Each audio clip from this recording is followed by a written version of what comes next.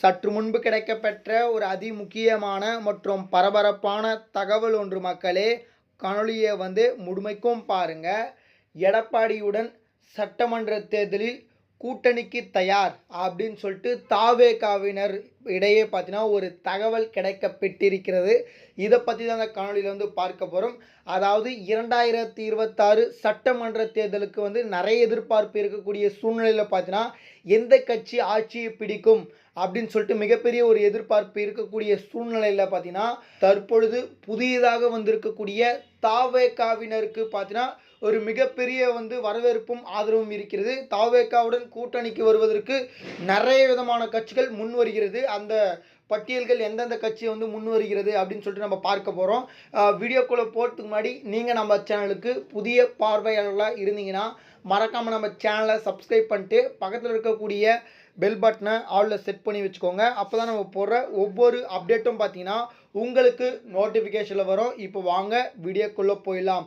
அதாவது வரக்கூடிய 2026 தேர்தல் அப்போ பார்த்தீங்கன்னா எந்த கட்சி யாருடன் கூட்டணி வைக்கலாம் அப்படின்னு சொல்லிட்டு மும்புறமாக இப்போ பேச்சுவார்த்தை போயிட்டுருக்கு. அதாவது பார்த்தீங்கன்னா கட்சி கூட்டணி வைப்பதன் மூலயமாக பார்த்தீங்கன்னா நிறைய விதமான வாக்குகள் பெறுவதற்கான வாய்ப்புகள் இருக்குது. அந்த வகையில் பார்த்தீங்கன்னா அதிமுக விஜயை கூட்டணிக்கு அழைத்திருக்கிறது. குறிப்பாக ஏற்கனவே நம்ம எடப்பாடி பழனிசாமி சுற்றுப்பயணத்தின் போதும் பார்த்தீங்கன்னா சொல்லியிருப்பார், கொடி பறக்குது, அதாவது பார்த்தீங்கன்னா பிள்ளையார் சொல்லி போட்டுட்டாங்க அப்படின்ற மாதிரி ஒரு இன்ஸ் ஒன்று கொடுத்துருப்பாரு. அதாவது சூசகமாக விஜய் அவர்களை நம்மளுடைய எடப்பாடி பழனிசாமி அவர்கள் பார்த்தீங்கன்னா கூட்டணிக்கு பார்த்தீங்கன்னா அழைத்திருக்கிறார். மேலும் பல கட்சிகள் விஜயை கூட்டணிக்கு அழைத்திருக்கிறது. அதில் காங்கிரஸ், சரிங்களா, காங்கிரஸும் பார்த்தீங்கன்னா விஜய் கூட்டணிக்கு அழைத்திருக்கிறது. அதற்கு பிறகு பார்த்தீங்கன்னா ஓபிஎஸ், டிடிவி தினகரன், சசிகலா, அதற்கு பிறகு பார்த்தீங்கன்னா இவர்கள் மூவருமே பார்த்தீங்கன்னா விஜயை கூட்டணிக்கு அழைத்திருப்பதாக தற்பொழுது தகவல் கிடைக்கப்பெற்றிருக்கிறது. மேலும் பார்த்தீங்கன்னா நம்முடைய பிஜேபியிலிருந்து யார் இருக்காங்க அப்படின்னு சொல்லிட்டு உங்கள் எல்லாருக்குமே தெரியும். அமித்ஷா அவர்களும், அதுக்கு பிறகு பார்த்தீங்கன்னா நம்ம மோடிஜி அவர்களும் பார்த்தீங்கன்னா விஜயை கூட்டணிக்கு அழைத்திருப்பதாக சொல்லப்படுகிறது. ஆனால் விஜய் கூட்டணி தொடர்பான எந்த ஒரு ஆலோசனையும் தற்பொழுது வரை ஈடுபடவில்லை. ஏன்னா கரூரில் நடந்த 41 பேர் உயிரிழப்பில் மிகப்பெரிய சோகத்தில் விஜய் இருப்பதன் காரணமாக தற்பொழுது கூட்டணி தொடர்பான எந்த பேச்சுவார்த்தையிலும் நான் ஈடுபடவில்லை, இதெல்லாம் முடியட்டும் அப்படின்ற மாதிரி சொல்லியிருப்பதாக தகவல் வெளியேறுகிறது. ஆனால் எடப்பாடி பழனிசாமி மேலும் மேலும் கூட்டணிக்கு அழைத்திருப்பதாக சொல்லப்படுகிறது. ஆனால் பார்த்தீங்கன்னா தாவேகாவினர் ஒருவேளை கூட்டணிக்கு வருவாங்களா அப்படின்னு சொல்லிட்டு கேட்டால் அது ரொம்ப கடினம். ஏன்னா விஜய் அவர்கள் ஒரு முதலமைச்சராக ஆக வேண்டும் என்று தான் பார்த்தீங்கன்னா இருக்கிறார்.